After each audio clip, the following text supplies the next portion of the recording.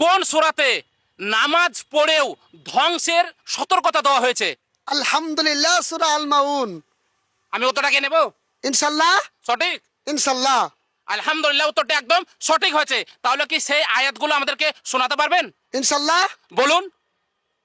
আউযু বিল্লাহি মিনাশ শাইতানির রাজীম।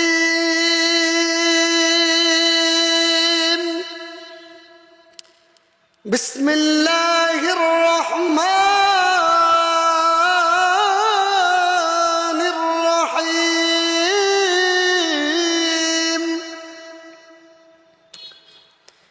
أرأيت الذي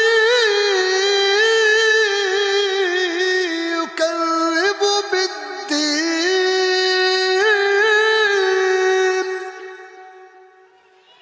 فذلك الذي يدع اليتيم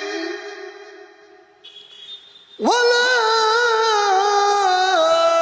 يحض على طعام المسكين فويل للمصلين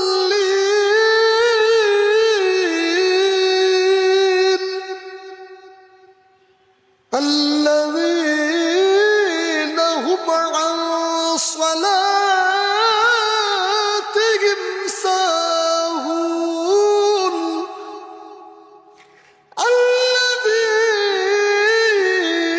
الذين هم يراءون ويمنعون الماعون।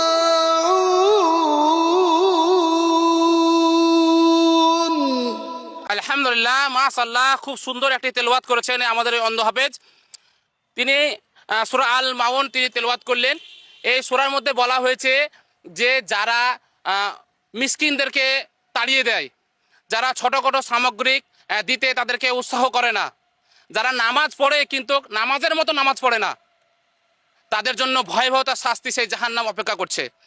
তো আপনারা এই ভিডিওর মাধ্যমে, এই তেলাওয়াতের মাধ্যমে আপনাদেরকে এটাই বলতে চাইছি যে আপনারা মিসকিনদেরকে আপনারা সহায়তা করুন এবং যারা গরিব অসহায় আছে তাদেরকে আপনারা আপনাদের উদারতা দেখান এবং আপনারা সলাতে আপনাদের মনকে স্থির করুন।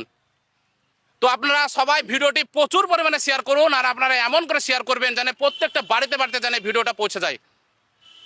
তো আপনারা সবাই ভালো থাকেন, সুস্থ থাকেন।